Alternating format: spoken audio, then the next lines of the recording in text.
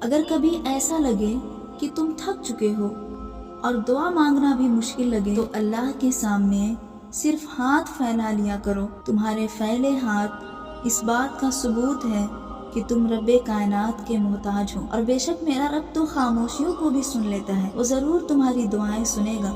اگر تم کبھی کسی چیز کو اپنے اللہ سے مانگتے ہو تمہاری دعائیں قبول نہیں ہو رہی ہو، کبھی کبھی ایسا ہوتا ہے کہ ہم اللہ سے کوئی چیز مانگتے ہیں لیکن ہماری وہ چیز قبول نہیں ہوتی ہے، ہماری خواہش پوری نہیں ہوتی، پھر ہم کیا کرتے ہیں؟